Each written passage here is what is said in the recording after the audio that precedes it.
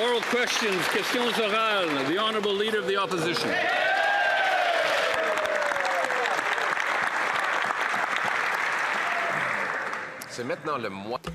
Now we're halfway through the fiscal year, and the Prime Minister hasn't even presented a budget, despite the fact that he managed to double the deficit. It's now twice as high as that of Trudeau. What an accomplishment. And now we have inflation at a rate that is 50 times higher. And for food, it's up 70%. There are more people relying on food banks now. The Prime Minister said that we could judge him by grocery prices. So, what's the verdict? The Honourable Minister of Finance. Mr. Speaker, Canadians made a choice at the last election. They chose a government that will focus on the economy and on change, Mr. Speaker. That's exactly what we're doing. What we said is that we will be rigorous in our spending, to be ambitious in our investment, Mr. Speaker, because Canadians understand that if we want to build a strong economy in the 21st century, we have to invest. We're here for Canadians. We're going to build the most resilient economy in the G7 and for the future, and we're going to build a Canada that all Canadians can be proud of. Canadians, well, many of them can't even eat. The Prime Minister promised to spend less, but the deficit is twice as high. He promised that grocery prices would go down, but they're up 70% higher than what the Bank of Canada had said. There's more poverty now. Does the Prime Minister recognize that his empty promises have led to empty stomachs? The Honourable Minister of Finance. Mr. Speaker, on this side of the House, we obviously recognize the situation of many Canadians, and that is why, during the last election, Canadians chose a Liberal government, a government that stands up for them. And the first measure that we implemented was to reduce taxes for 22 million Canadians, exactly to help families across our country. And we can be proud of this, and that's something that's the Conservatives should celebrate. And exactly this type of measures we're going to take. We're going to help the middle class and families and build a Canada that all Canadians can be proud of. Opposition. Mr. Speaker, the Prime Minister promised that he would spend less, yet his deficit spending is 100% more than even Justin Trudeau. And what is the real human consequence of that? Food price inflation is rising 70% faster than the Bank of Canada's target. And today, the CEO of the major food bank network in Toronto says that there has been a 400% increase in food bank use there. Does the Prime Minister understand that his empty promises lead to empty stomachs? The Honourable Minister of Finance. Mr. Speaker, it's reassuring to hear the Leader of the Opposition that listened to the Prime Minister during the summer. I'm glad to see that he retained that we're going to spend less so we can invest more, Mr. Speaker, and investing more in Canadians. Like, for example, reducing the taxes for 22 million Canadians, Mr. Speaker. Like making sure that people who want a first-time home, buy a first-time home, will pay less in GST, Mr. Speaker. Making sure that we eliminate the consumer carbon tax, Mr. Speaker. I think the leaders should celebrate that this government is there for families across Canada to build a stronger and more... The Honourable Leader of the Opposition. Mr. Speaker, he wants us to celebrate his failures, including failures that are leading to real human suffering. Let me quote the CEO of Daily Bread Food Bank, Neil Hetherington. So giving you some context, previously before the pandemic, we were at 600,000 for the year visits to the food bank. And so it took 38 years to get 1 million visits per year, and then only 1 year to get 2 million visits, another year to get 3 million. Now we are at 4 million visits. Food bank lineups are growing and growing at an accelerating rate under this Prime Minister. Does he realize the very real human consequences of his broken Liberal promises? The Honourable Minister of Natural Resources. Mr. Speaker, I'm here to announce some good news. Last night, Canada and British Columbia approved the new Silesome LNG export terminal in northern British Columbia. It's with the Niska Nation. It will be the second largest private sector investment in the history of this country. The second largest in the history of this country. It will employ thousands of Canadians. We would love the Conservatives to help us build Canada. The Honourable Leader of the Opposition. Mr. Speaker, the question was not about re-announcing a previously approved project. It was about the cost of food. And frankly, it is insulting. We have asked 10 questions about the cost of food in the last 2 days, and not a single Liberal minister will get up and answer it. Maybe that's because the inflation rate on food is 70% above the target.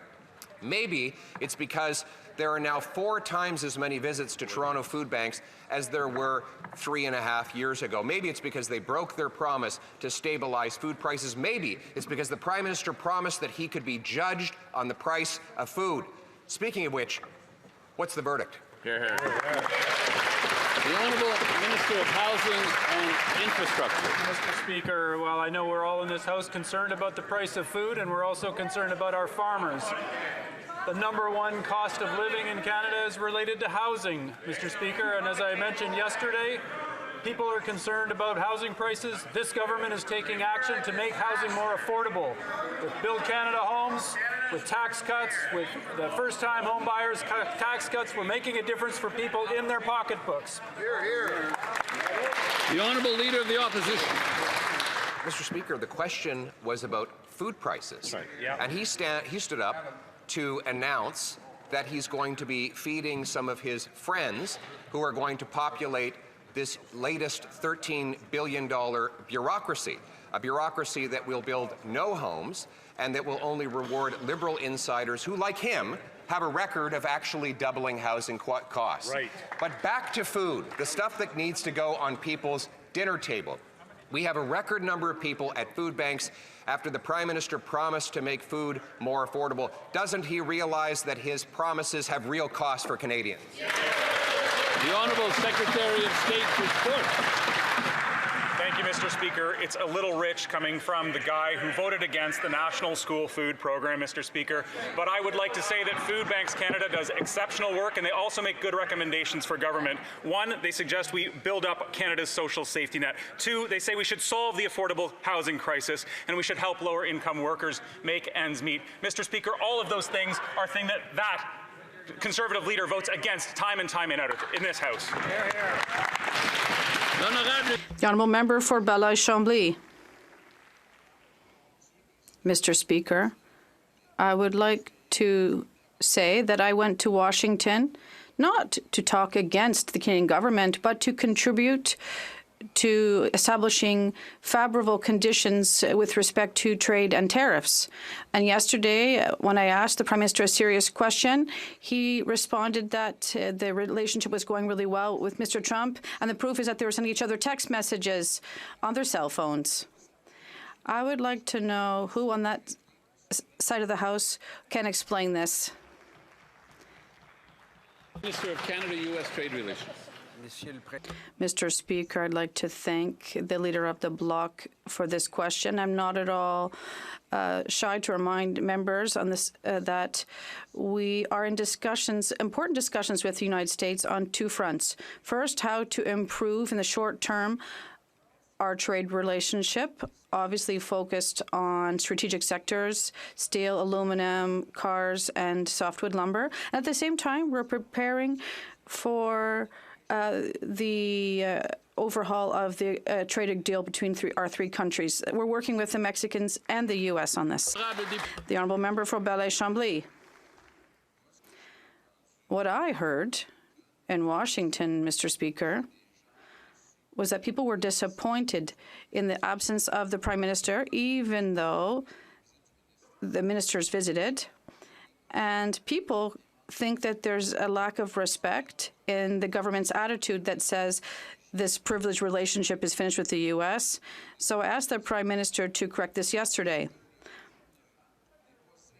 is the government not concerned that the United States legitimately, before negotiation, be concerned with the attitude from the Canadian government? The Honourable Minister of Canada-U.S. Trade Relations. Mr. Speaker, in our discussions with our American counterparts, obviously, we always talk about the importance of having trade deals that benefit both of our economies. And I agree with the Leader of the Bloc in terms of the fact that the U.S. will always remain our main neighbor and an essential economic partner. The President has said that our trade relationship is changing, and that's we have to work to determine what the best way to protect Canadians is. The Honourable Member for Belleuil-Chambly.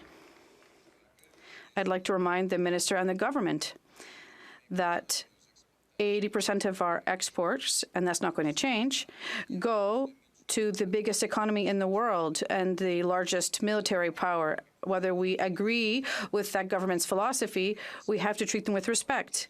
And the Prime Minister will go to Mexico soon, to Malaysia, South Korea, and maybe even to Brazil.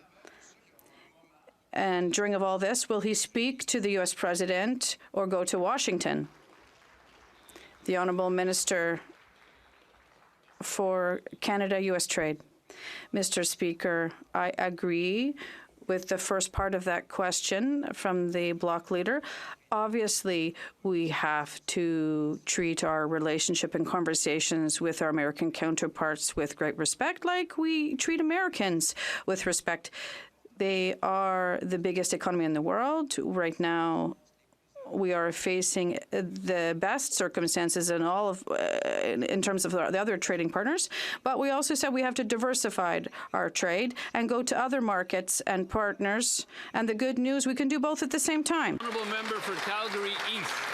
Believe it or not, this Prime Minister admits he'll outspend Trudeau. Large Liberal deficits made in core inflation 50% over target and food prices 75% over target.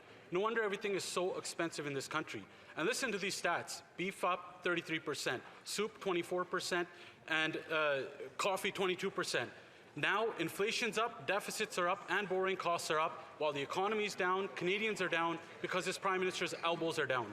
Why doesn't he put his head down and stop spending so much so grocery prices can come down? The Honourable Minister of Finance. Mr. Speaker, we understand the situation of many families in this country, and that's why this Prime Minister has been key in acting to make sure to make life more affordable for Canadians. But the real question that people are asking at home today, Mr. Speaker, many are looking, why would the Conservative voted against childcare, Mr. Speaker? Why did the Conservative voted against pharmacare, Mr. Speaker? Why would the Conservative voted against the dental care program, Mr. Speaker? Why would the Conservatives stand up in this House asking these questions when they voted against helping Canadians? On this side of the House, we'll always be on the side of Canadians. The Honourable Member for Calgary East.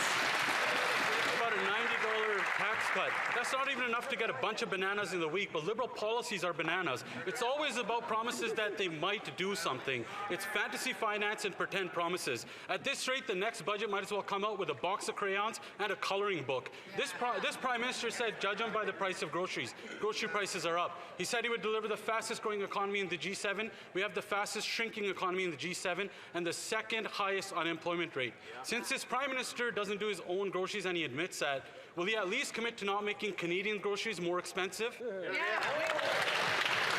Honourable Minister of Jobs and Families. Mr. Speaker, every time the Conservatives have a chance to help make it easier for families, they vote against these measures.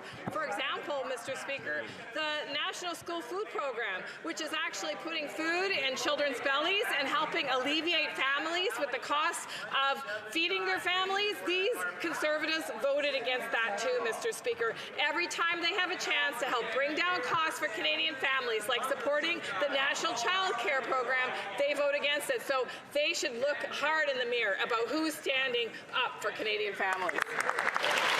The Honourable Member for Calgary Mindamore. Mr. Speaker, this Prime Minister claims to be different. Instead, 6 months in, Canadians are now learning that this Prime Minister is no different than the last guy, as Liberals increase spending on their well-connected consulting friends by 37%. Everyday Canadians pay more and more for gas and for food.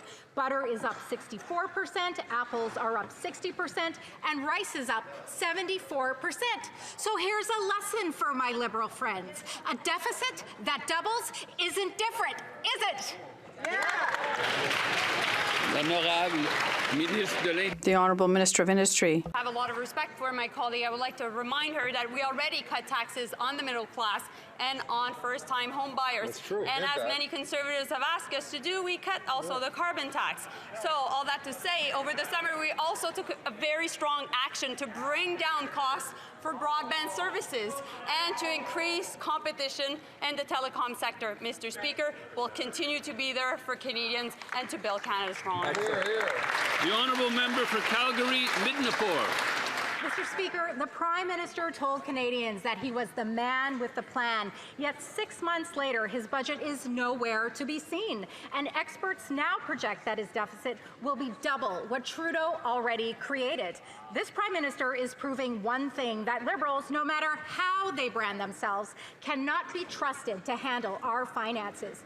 Canadians expect and deserve a government that will work for them on the issues that matter the most. Yet 60% of Canadians say that cost of living keeps them up at night. So when will the Liberals start acting like it? The Honourable Minister of Finance. Mr. Speaker, in fact, we spent the summer listening to Canadians. And you know what Canadians have told this House? They said act with respect to the cost of living, Mr. Speaker, and that's exactly what we've done with respect to reducing tax for 22 million Canadians, reducing the rebate for having a rebate for GST for first-time home buyer. The second thing they said, Mr. Speaker, is make homes more affordable, Mr. Speaker. That's why you've seen recently we launched Build Canada Homes, Mr. Speaker. The Conservatives should be celebrating today instead of talking down Canada and the Canadian economy. Let's work together to build the strongest nation, Mr. Speaker. The Honourable Member for Sarnia, Lambton, Bukidnon. Speaker, we know that the out-of-control spending of these Liberals has driven up inflation 50%. The Prime Minister's deficit is projected to be double that of Justin Trudeau. Canadians are paying the price, especially at the grocery store. Soup up 20%, coffee up 22%, groceries overall up 70%. The Prime Minister said he should be judged on the price of groceries. He has broken his promise to cut the food costs for Canadians and shown he's just another bait-and-switch Liberal. When will he cut Liberal deficits to bring the cost of food down? The Honourable Minister of Jobs and Family. Mr. Speaker, Canadians chose in the last election a Prime Minister that could drive forward an agenda to grow the strongest economy in the G7, and that's exactly what we're doing, Mr. Speaker. But let's take a look at the past. The Conservatives, every time they have the chance, vote against families. The National School Food Program, for example, Mr. Speaker, puts food in bellies of children so that they can learn and grow, and, by the way, saves Canadian families $800 a year. Voted against. What kind of help for families is that? The Honourable Member for Richmond, Arthabaska. Thank you, Mr. Speaker. I am concerned, Mr. Speaker. My Conservative colleagues are as well. And Canadians are concerned of the broken promises from the Liberals. Mr. Speaker, the Liberals are spending blindly without a budget. And this is going to be devastating when they'll table their budget one day. This isn't a joke. Justin Trudeau seems to be nothing compared to the current program. It'll be double the spending. Out of respect for Canadians, they need to table a responsible budget right now. The Honourable Minister of Industry. I would like to remind my colleague and reassure him that we did reduce taxes for the middle class. Second, we reduced taxes for first-time homebuyers. And we got rid of the price on carbon. Also, what we did this summer, we cut internet prices for Quebecers and Canadians. And we increased competition in the telecom sector. So they should be supporting the government in its agenda to cut costs for Canadians. The Honourable Member for Richmond-Athabasca. Mr. Speaker, the minister has announced spending without having a budget. After these broken promises to deceive Canadians, they'll be the one paying the prices. Inflation is up. Grocery prices are up, 70% above the inflation target. And I would ask the Prime Minister to go do his groceries, to buy fruits and vegetables and meat. And we'll see how he responds to Canadians. He's doubled the deficit, and unemployment is up. Prices will continue to rise. And does this sound like everything's A-OK? The Honourable Minister of Industry.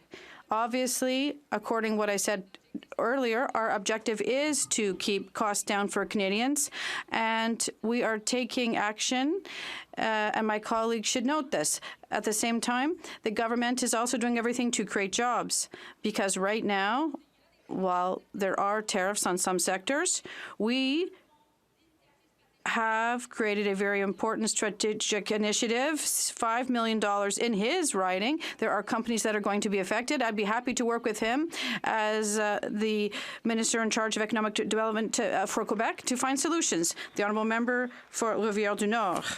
Mr. Speaker, in January, the Liberals appointed Robert Leckie as a judge to the Superior Court of Quebec. However, Mr. Leckie only had 7 years of experience at the Quebec Bar versus the 10 years that are required. He did not meet the legal criteria, but he did meet the liberal criteria because in addition to be a liberal donor, Justice Leckie is a fervent activist against Bills 21 and 96. He is an opponent of secularism and the Charter of the French languages and Quebec identity. Will the Minister of Justice finally revoke this partisan appointment? The Honourable Minister of Justice. Thank you, Mr. Speaker. This judge was appointed to the Superior Court of Quebec. The process for appointment is very rigorous and amongst the best in the world, and we intend to keep it. It is one of the cornerstones of our democracy, and it's essential to our rule of law. This is one of the very principles that we'll always defend. Thank you. The Honourable Member for Rivière-du-Nord. In the midst of the challenge to Bill 96, Mr. Leckie took the microphone at demonstrations to oppose it. In the midst of the challenge to Bill 21, Mr. Leckie argued that the court should prevent the provinces from using the notwithstanding clause, which is in the Constitution. And this enemy of Quebec's laws was appointed judge in Quebec by the Liberals. We call this packing the room, except in this case, the room is the courtroom, and it's the public's confidence in the entire justice system that is compromised by these partisan appointments. How come the minister has not yet cancelled this appointment? The Honourable Minister of Justice. It's very important that we come to understand the process by which we nominate judges is benefits from the independent advice of those who are expert in assessing the quality of those that are elevated to the bench. It is extremely important that we maintain the independence of the judiciary if we're going to count on our democracy to serve future generations of Canadians. To characterize those who've been appointed as enemies of the state is dangerous, and I would encourage my colleagues on all sides of the House to advocate for an independent judiciary to defend our democracy for years to come. The Honourable Member for Newtecumseh-Gwillimbury. The Prime Minister said Canadians should judge him by the cost at the grocery store. Well, they have, and his record is aged like an expired yogurt on a hot day in July. Food prices are up another 3.5% because his out-of-control spending keeps driving up inflation. This spending doesn't just show up on the government books. It shows up on the grocery bill of every Canadian family. Will the Liberals admit that the doubling of the deficit will only make food inflation worse? That's right. The Honourable Minister of Jobs and Families. Mr. Speaker, it's important that Canadians can rely on the services that the federal government has put into place to make life more affordable, Mr. Speaker. Things like a national dental care program, Mr. Speaker. I have heard from so many people in my riding about how programs that the federal government have put into place to make life more affordable are changing their lives, Mr. Speaker. These are the kinds of things Conservatives would cut if they'd had a chance, and we won't stand for that. The honourable member for Nootka-Tecumseh-Gwillimbury. If Liberal excuses could fill a shopping cart, no one in this country would go hungry. But families can't eat the word salad these ministers keep dishing out. Today, 25% of households can't afford food. Many are having to skip meals for days. This hardship is the direct result of this Liberal government's reckless spending. Every dollar the Liberals add to the deficit feeds inflation, but it doesn't feed hungry families. Will the Prime Minister finally admit his broken promises and reckless spending are hurting Canadians? The Honourable Minister of Jobs and Families. Well, Mr. Speaker, Canadians clearly understand the difference between investment and cuts. That's why they chose us in the last election, because they know that we're going to create these jobs that are going to ensure that they and their children have the bright futures that all Canadians deserve. Mr. Speaker, the Canada Child Benefit delivers over $7,700 per child into Canadians' bank accounts every year. Mr. Speaker, this is a game changer for families, and Canadians knew that these kinds of things were at risk with Conservatives that cut. The honourable member for Long Range Mountain. Mr. Speaker, the Prime Minister said Canadians would judge him by the cost at the grocery store. Well, Canadians are indeed judging, and 25% of Canadian households are struggling to afford food, and food bank use since the pandemic is up from 600,000 to 4 million at Canada's largest food bank in Toronto. Another Liberal broken promise. Does the Prime Minister understand that the country is facing a cost of living crisis? And will he admit that doubling his deficit will pour gas on the fire of food inflation? The Honourable Minister of Jobs and Families. Mr. Speaker, just a short while ago, Canadians had a choice. They could choose in Conservatives that were promising to cut their way to growth, something that Canadians know is impossible, and instead they chose a Prime Minister who would invest in them, invest in their families, invest in the growth that Canada and Canadians deserve. That was the result of this election. The Conservatives know that they have stood against families every time they had a chance to support them. The honourable member for Long Range Mountain. Well, Mr. Speaker, despite the attempt to distract from the real issue, the reality is everywhere I go in my riding, I hear the same concern. People are stretched thin. Families are struggling to put food on the table. This is a national crisis. A new report from Food Banks Canada gives this Liberal government a failing grade on food insecurity. Beef is up 33%, basics like sugar and potatoes are climbing by double digits, and food banks are stretched way beyond their limits. Will the Prime Minister finally admit that doubling the deficit will only make food inflation worse? The Honourable Minister of Jobs and Families. Mr. Speaker, on that side, what Conservatives want to do are cut the things that Canadians rely on. But on this side, we're cutting taxes. We've cut taxes for the middle class. 22 million Canadians, Mr. Speaker, that are benefiting. We cut the carbon tax, Mr. Speaker, reducing the cost of gasoline and other oils for Canadians. Mr. Speaker, we're investing in jobs, in creation of jobs, in skills training, in ensuring Canadians and their children have the best chance at success. And you, the Conservatives across the aisle, Mr. Speaker, voted against all of that work. The honourable member for Battleford's Lloydminster Meadow Lake. Mr. Speaker, I will remind you that the Liberals cut the carbon tax after we put pressure on them.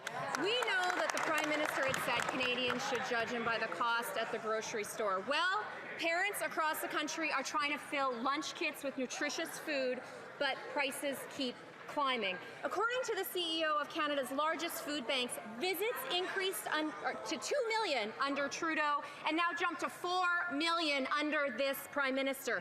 Another broken Liberal promise. Mr. Speaker, will the Prime Minister admit to Canadians now that doubling the deficit will only make food inflation worse? The Honourable Minister of Jobs and Family.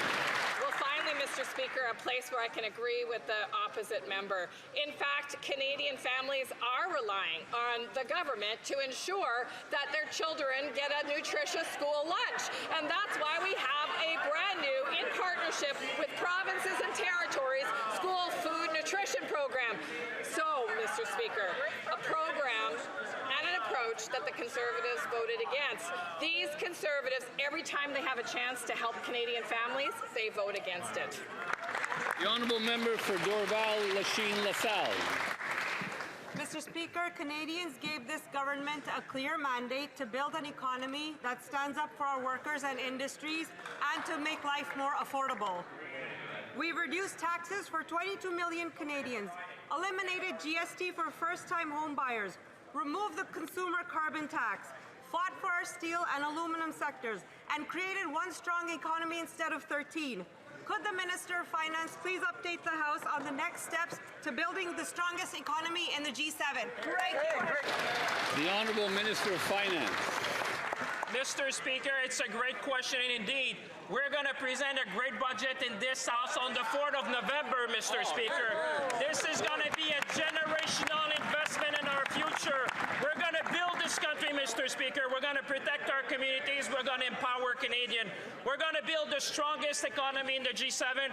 We're going to build this country like never before. We're going to build the Canada of the 21st century. Mr. Speaker, we are the true north, strong and free. The Honourable Member for Dufferin-Caledon. The Prime Minister promised he would double housing starts. He looked at Canadians in the face and promised. They're down 16%. His plan is a $13 billion bureaucracy that might someday build 4,000 homes. 4,000 homes. Canada had 245,000 new home starts last year. Even if they hit 4,000 homes, it's 1.6% increase. Please, for the sake of Canadians trying to buy a house, tell me this isn't the plan. The Honourable Minister for Housing and Infrastructure. Thank you, Mr. Speaker. I know the math is difficult for the Conservatives, but can you help them? We can help you. We can help you with this. We're looking at investing $13 billion in affordable housing across the country. Mr. Speaker, those initial 4,000 homes will be on Canada lands in 6 cities across the country. That's getting a quick start on building affordable homes.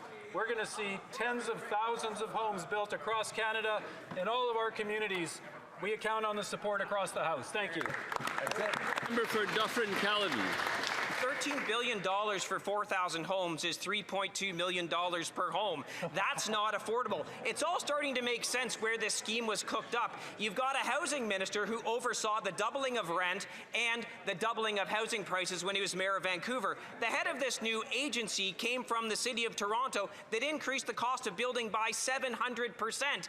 It's almost like the interview process for these positions was, are you incompetent? Were you fired from your last job? Once again, for the sake of Canadians begging to buy a home, please tell me this isn't the plan. The Honourable Minister for Housing and Infrastructure. Thank you, Mr. Speaker. Well, I know it's difficult for the Conservatives to evolve and focus on supporting us to build affordable housing across Canada. That is what we are focused on doing at an unprecedented level. When I was mayor, I had no support from a Conservative government to build affordable housing in Vancouver. I know it was the same in Toronto. We are going to support our local governments. We are going to build in Montreal 20,000 homes on the Namur Ipo, on the site, middle of the city. We are going to see remarkable progress on this front, Mr. Speaker. The Honourable Member for Northumberland Clark.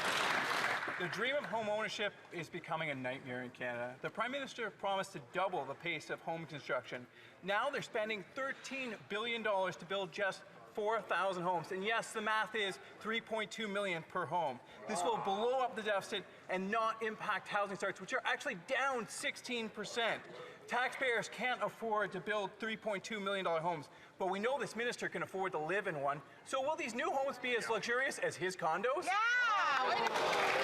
The Honourable Minister for Housing and Infrastructure. Thank you, Mr. Speaker. To the member opposite. Again, $13 billion. $13 billion will be invested across Canada, in communities across Canada. We're looking at partnerships with provinces, territories, communities of all shapes and sizes, Indigenous nations. We will empower the private sector to build tens of thousands of homes. We are looking forward to rolling out the most aggressive housing program in Canadian history. We look forward to your support. L'honorable député de Bellechasse. The honourable member for Bellechasse, Les Etchemins-Lévis. The Prime Minister promised to double housing starts, but what we're seeing instead is a 13% decrease. No wonder he's surrounded himself with the former mayor of Vancouver, on whose watch home prices rose by 150%, and a former Toronto City Councillor who increased residential construction taxes by 700%. Does the Prime Minister realize it's hardly surprising that construction is down and costs are up with this kind of leaders around him, Mr. Speaker? The Honourable Minister of Canadian Culture. Thank you, Mr. Speaker. What we're doing about the housing crisis is cooperating with municipalities and provinces and people in the field. Unlike what the Conservative Party is proposing, the leader repeatedly insulted mayors in Quebec City and Montreal and all across the country. The Minister for Housing and Infrastructure has announced 20,000 new units just recently, and we're talking about affordable and community housing. That's how we're going to get through this crisis, not by doing what the Conservatives propose. The Honourable Member for Bellechasse-les-Etchemins-Lévis. Mr. Speaker, the Prime Minister has added to the problem with a new Crown Corporation that will further hamper housing construction. He's giving them $13 billion to build 4,000 homes. That's $3.2 million per home. It seems to me it was worth the effort to crunch those numbers, eh? This can't happen, Mr. Speaker. This is the same spendthrift government, mired in bureaucracy and tied up in its own red tape. Why doesn't the Prime Minister change the formula that has been failing for 10 years? The Honourable Minister of Identity and Canadian Culture. Mr. Speaker, unlike what the members opposite are saying, we are working cooperatively, and in order to get these projects across the line, you have to work together. The Conservative recipe doesn't work. It doesn't work. That's not how you build housing. And you can't just leave it all up to the private sector, especially when it comes to affordable and social housing. This federal government is working in partnership with the provinces and municipalities and community groups to help the entire population have access to decent housing. The question is to the Immigration Minister. There are a staggering 300,000 people in Canada with pending asylum claims. Many of these will be bogus. And new data we obtained today shows the profound cost of this failure. Since 2016, the Liberals have increased the cost of the interim federal health program, which includes support for benefits for people who have likely made bogus claims, by nearly 1,200%. This includes massive spending on benefits Canadians aren't eligible for. Can the minister explain why? Honourable Minister of Citizenship and Immigration. Mr. Speaker, thank you for the question. We just ran a campaign on restoring sustainability to our immigration system to ease pressure on housing and social services, something the Conservatives also voted for. Our immigration levels plan reduced targets for permanent and resident. That plan is working. New student and temporary worker admissions are down more than 60%. Asylum claims are down 1/3, and new permanent residents will be down 20% at the end of the year. With Bill C-2, we can even do more, and I urge parliamentarians to support it. The Honourable Member for Calgary-Nose Hill. The minister just said that the Liberals' immigration plan is, quote, working. The Liberals are spending at least $800 million this year because they allowed the asylum backlog to mushroom to nearly 300,000 people. And these are people, many of whom have bogus claims, and they allow them to stay in the country for years and years. That's why they had to increase that program to that level. This strains healthcare, it strains housing, and it makes a mockery of our once compassionate asylum system. Is this really what the minister defines as an immigration system that's working? Come on. The Honourable Minister of Citizenship and Immigration. Monsieur le Président, Mr. Speaker, the campaign we led a few months ago, among other things, was about restoring the vitality of our immigration system to alleviate the housing and service crisis, and it's working. The number of new student and temporary foreign worker visas has gone down by 60%, and asylum claims have gone down by 1/3.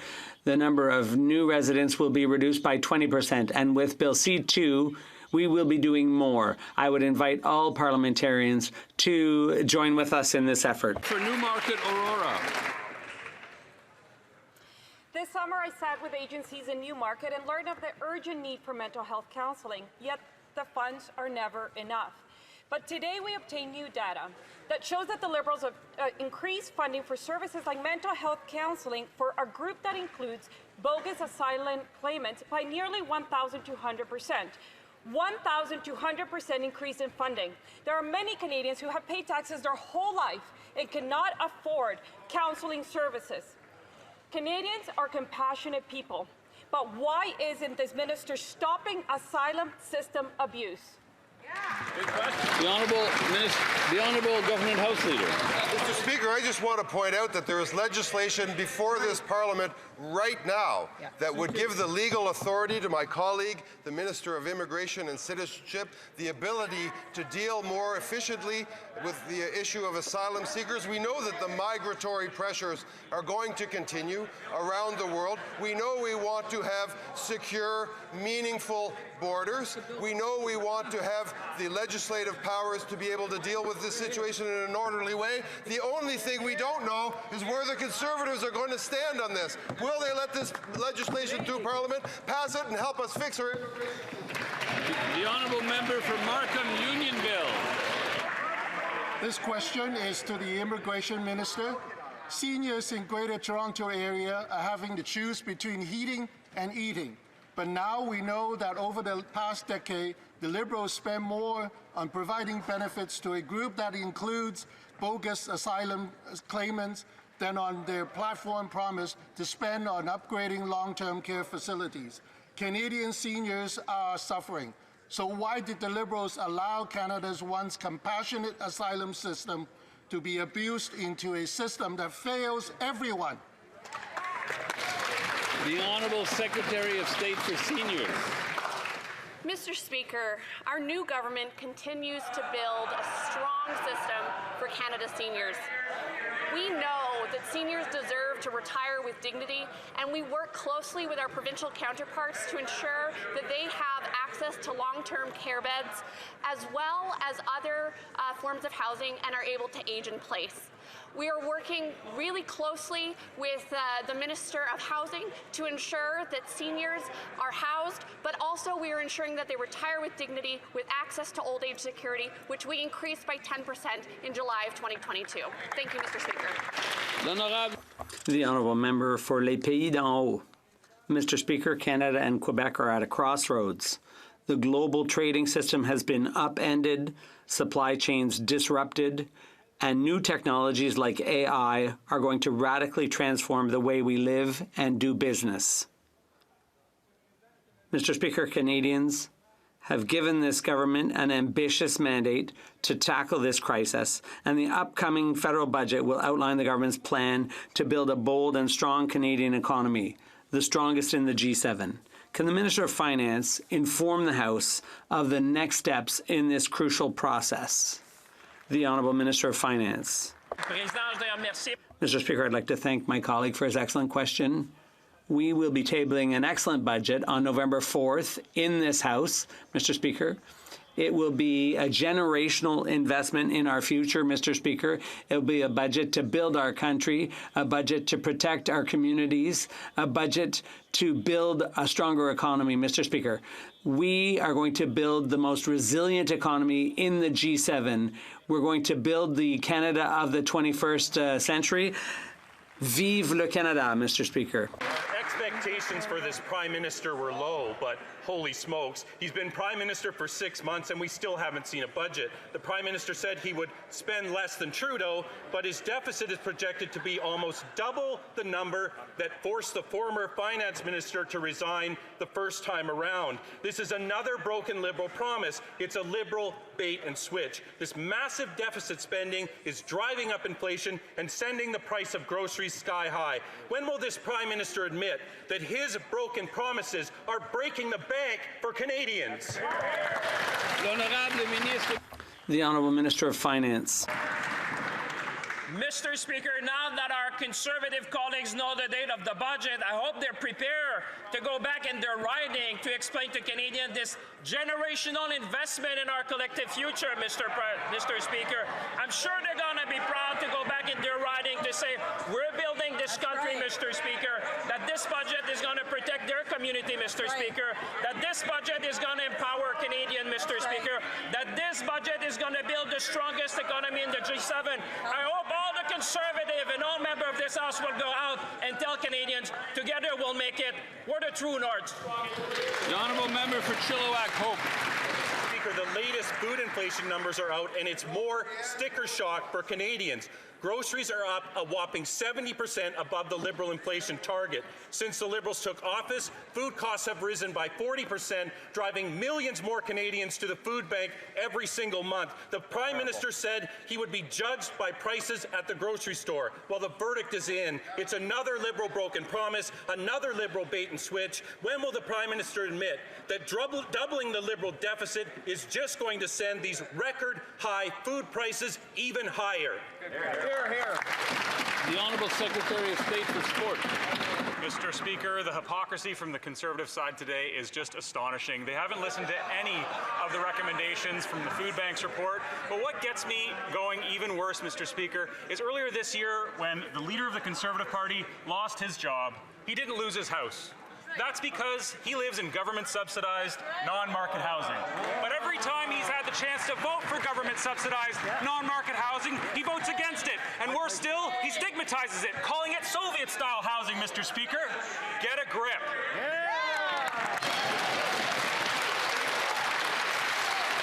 The Honourable Member for Airdrie Cochrane. Speaker, that Prime Minister is just another bait and switch Liberal. He's broken promise. I couldn't hear the member.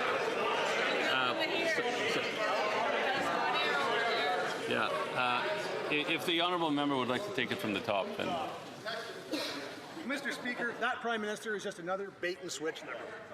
He's broken promise after promise after promise, and it's hurting Canadians. His massive Liberal deficits are leading to an even worse cost of living crisis than we had under Justin Trudeau.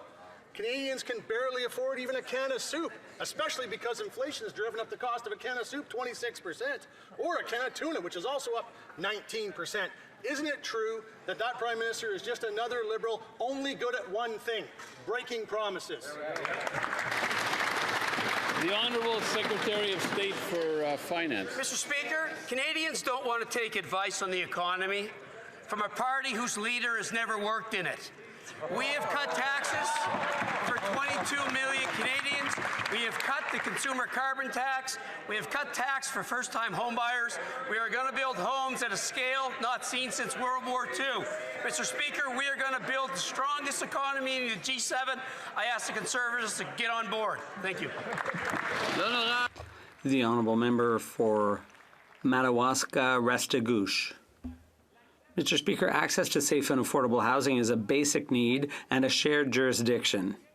Canadians expect concrete progress, building homes cheaper and faster, so young people, families, vulnerable individuals, and people at all stages of life have access to housing that meets their needs. Can the Minister of Housing and Infrastructure inform the House about the government's recently announced plan to improve housing affordability and access across the country? Thank you, Mr. Speaker. The Honourable Minister of Housing and Infrastructure. Mr. Speaker, I'd like to thank the Honourable Member for Madawaska-Restigouche for his question. Our government recently launched Build Canada Homes, a new agency dedicated to tackling the housing crisis. This new agency will focus on building affordable housing on a large scale and quickly all across the country. And this is just the beginning. The Honourable Member for Côte du Sud, Rivière-du-Loup, Karaskomik, Témiscouata. Mr. Speaker, the Prime Minister still hasn't tabled a budget, and the forecast deficit is double what the Liberals themselves had announced. Meanwhile, inflation is 50% above target, and this inflation is being paid for by Canadian families every week at the grocery store. Canadians are getting deeper into debt just to feed themselves. Well, when will the Prime Minister stop raising deficits and impoverishing Canadian families? The Honourable Minister of Finance. Mr. Speaker, as I said earlier, the government will be tabling its budget on November 4th. But, Mr. Speaker, that's where we'll see the true colors of the Conservatives. Will they support a plan, a generational investment in the Canadian economy? Will they support Canadian families? Will they be there to support the Canadian economy? Will they be there to support Canadian workers, Mr. Speaker? The last time we tabled the steps to help Canadian families, they voted against it. And we'll find out where they stand when the next budget is tabled, because we expect everyone to support it to build a strong country. The Honourable Member for Rosemont-la-Petite-Patrie. On August 17th, Air Canada flight attendants went on strike to demand payment for what they do, the work they do before flights. That same day, just a few hours later, the Minister of Employment invoked Section 107 of the Labour Code to put an end to pressure tactics. This was a major assault on workers' rights and on free bargaining. It was a gift to the company, who admitted they were just waiting for the government to intervene. And the Liberals have used this weapon 8 times over the past 2 years. Will the Liberals support workers and scrap Section 107? The Honourable Minister of Jobs and Families. Mr. Speaker, we seek a balance between labor and owners. Both parties, unions and employers, to find balance, to make sure that we uphold the collective rights for labor action, but that we also maintain industrial peace. Canadians expect us to get this balance right, and that's exactly what we've done. The Honourable Member for Saanich, Gulf Islands. Thank you, Mr. Speaker. It seems that elbows up has been replaced with checkbooks out. The Canadian Nuclear Laboratories Partnership is primarily U.S. corporations, private sector, and involved with the nuclear weapons industry. They have now done a deal with our old friend at SNC-Lavalin, called AtkinsRéalis now, that operate the Canadian Nuclear Laboratories. Canada is giving them the biggest federal contract we've ever issued, $24 billion. The deal's being reviewed by the Competition Bureau. When will it go to national security for a review, or do we just write checks to Trump now? The Honourable Minister of Natural Resources. Mr. Speaker, Canada's nuclear expertise is a significant part of what we will enable to become an energy superpower.